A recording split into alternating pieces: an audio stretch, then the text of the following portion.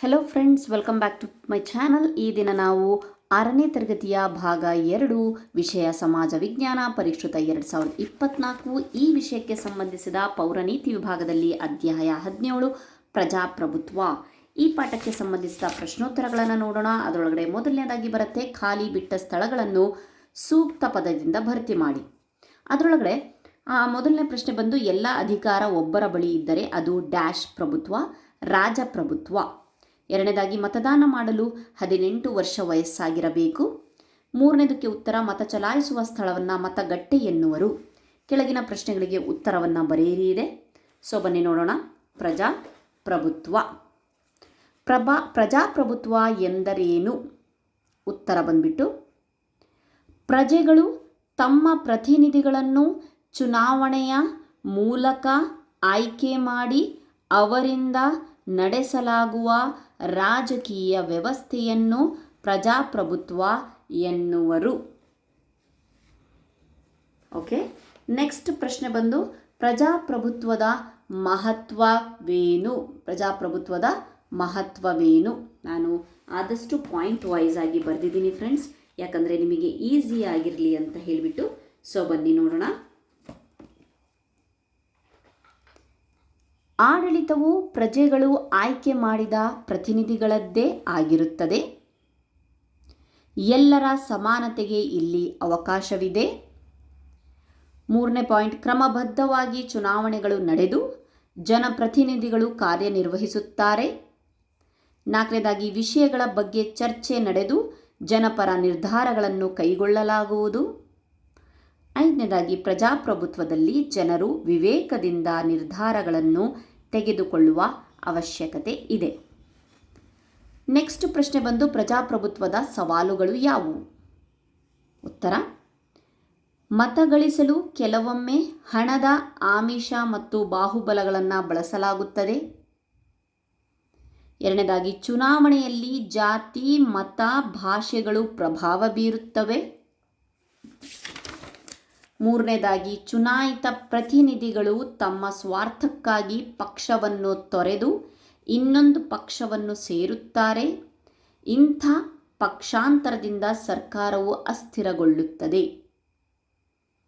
Next point, ಈ ವ್ಯವಸ್ಥೆಯಲ್ಲಿ ಪುಂಡರು, ಅಪರಾಧಿಗಳು ಆಯ್ಕೆಗೊಳ್ಳುವ ಸಂಭವವಿದೆ. ಇದಿಷ್ಟು ಸವಾಲುಗಳು. ನೆಕ್ಸ್ಟ್ ಕ್ವಶನ್, ಮತದಾನದ ಮಹತ್ವವೇನು? ಪ್ರಜೆಗಳು ತಮಗಿಷ್ಟವಾದ ಪ್ರತಿನಿಧಿಯನ್ನು ಚುನಾವಣೆಯಲ್ಲಿ ಆಯ್ಕೆ ಮಾಡುವ ಮೂಲಕ ಅಭಿಪ್ರಾಯವನ್ನು ತಿಳಿಸಲು ಮತದಾನವು ಸಹಾಯಕವಾಗುತ್ತದೆ. ನೆಕ್ಸ್ಟ್ ಪಾಯಿಂಟ್, ಇದು ಎಲ್ಲ ವರ್ಗದ ಜನರ ಪ್ರಾತಿನಿಧ್ಯಕ್ಕೆ ಅವಕಾಶ ನೀಡುತ್ತದೆ. ಇದು ಮತದಾನದ ಮಹತ್ವವಾಗಿದೆ. ನೆಕ್ಸ್ಟ್ ಮೇನಲ್ಲಿ ಗುಂಪಿನಲ್ಲಿ ಚರ್ಚಿಸಿ ಉತ್ತರಿಸಿ ಅಂತ ಕೊಟ್ಟಿದ್ದಾರೆ. ಸೊ ಇದರೊಳಗಡೆ ಚುನಾವಣಾ ಪ್ರಚಾರವನ್ನು ನಡೆಸಲು ಅಭ್ಯರ್ಥಿಗಳು ಅನುಸರಿಸುವ ವಿಧಾನಗಳು ಅಂತ ಅಂದರೆ ಕ್ಯಾನ್ವಾಸಿಂಗ್, ಯಾವ ರೀತಿಯಾಗಿ ಎಲೆಕ್ಷನ್ ಟೈಮಲ್ಲಿ ಒಂದು ಕ್ಯಾನ್ವಾಸಿಂಗ್ ಮಾಡ್ತಾರೆ ಅಂತ ಹೇಳಿಬಿಟ್ಟು ಪ್ರಚಾರವನ್ನು ಯಾವ ರೀತಿಯಾಗಿ ಮಾಡ್ಕೋತಾರೆ ಅನ್ನೋದನ್ನು ನೋಡೋಣ. ಸೊ ಮುಕ್ತ ಮಾತುಕತೆಗಳಾಗಿರಬಹುದು, ಸಮೂಹ ಮಾಧ್ಯಮದ ಬಳಕೆ. ಸಮೂಹ ಮಾಧ್ಯಮ ಅಂತ ಅಂದರೆ ಫೇಸ್ಬುಕ್, ಇನ್ಸ್ಟಾಗ್ರಾಮ್, ವಾಟ್ಸಪ್ ಅದನ್ನೆಲ್ಲ ಯೂಸ್ ಮಾಡೋದು. ಸೊ ಟಿ ವಿ ಚರ್ಚೆಗಳಲ್ಲಿ ಭಾಗವಹಿಸುವುದು, ತಮ್ಮ ಒಂದು ಜನಪ್ರತಿನಿಧಿಯ ಒಂದು ಒಳ್ಳೆಯ ಕಾರ್ಯಗಳನ್ನು ಬೆಂಬಲಿಸ್ತಾ ಟಿ ವಿ ಚರ್ಚೆಗಳಲ್ಲಿ ಭಾಗವಹಿಸ್ತಾರೆ. ಮನೆ ಮನೆ ಭೇಟಿ ಮಾಡ್ತಾರೆ, ಇದು ನಮಗೆಲ್ಲರಿಗೂ ಗೊತ್ತು. ಕರಪತ್ರಗಳು ಮತ್ತು ಚುನಾವಣಾ ಪೋಸ್ಟರ್ಗಳನ್ನು ಅಲ್ಲಲ್ಲಿ ಹಚ್ತಾರೆ. ಪೋಸ್ಟರ್ಸ್ಗಳನ್ನು ಹಚ್ಚೋದು ಮತ್ತು ಫ್ಲಕ್ಸ್ಗಳನ್ನು ಹಚ್ಚೋದು. ನೆಕ್ಸ್ಟು ಜನರ ಸಮಸ್ಯೆಗಳಿಗೆ ಕಿವಿಯೊಡ್ಡೋದು, ಅವರ ಒಂದು ಏರಿಯಾದಲ್ಲಿ ಯಾವ್ಯಾವ ಸಮಸ್ಯೆ ಇದೆ ಅನ್ನೋದನ್ನು ಕೇಳಿಸ್ಕೊಳ್ತಾರೆ. ಸೊ ಇಂಟರ್ನೆಟ್ ಮತ್ತು ಸಾಮಾಜಿಕ ನೆಟ್ವರ್ಕ್ಗಳ ಬಳಕೆಯನ್ನು ಬಹಳಷ್ಟು ಮಾಡ್ತಾ ಇದ್ದಾರೆ. ಇದಿಷ್ಟು ಅಲ್ಲದೆ ಇನ್ನೂ ಬಹಳಷ್ಟು ವಿಧಾನಗಳಿದೆ ಚುನಾವಣಾ ಪ್ರಚಾರಕ್ಕೆ. ಸೊ ಅದು ನೀವು ಬರೀಬಹುದು.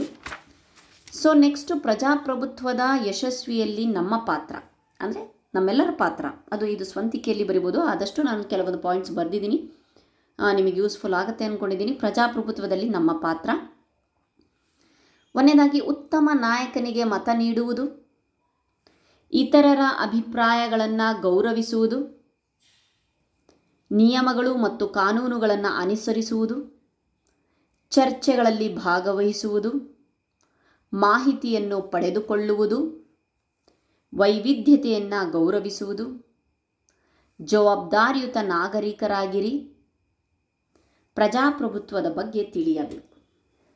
ಇದಿಷ್ಟು ನಾವು ಪ್ರಜಾಪ್ರಭುತ್ವದ ಯಶಸ್ವಿ ಆಗಬೇಕು ಅಂತಂದರೆ ನಮ್ಮ ಪಾತ್ರ. ಇನ್ನು ನೀವು ಬಹಳಷ್ಟು ಪಾಯಿಂಟ್ಸ್ಗಳನ್ನು ಬರೆಯಬಹುದು. ಫ್ರೆಂಡ್ಸ್, ಇಲ್ಲಿಯವರೆಗೆ ನೀವು ನಮ್ಮ ವೀಡಿಯೋಸ್ಗಳನ್ನು ನೋಡಿದ್ದಕ್ಕೆ, ಲೈಕ್ ಮಾಡಿದ್ದಕ್ಕೆ, ಕಮೆಂಟ್ ಮಾಡಿದ್ದಕ್ಕೆ ತುಂಬ ಧನ್ಯವಾದಗಳು. ಹೀಗೆ ಪ್ರೋತ್ಸಾಹ ಮುಂದುವರಿತಾ ಇರಲಿ. Thank you.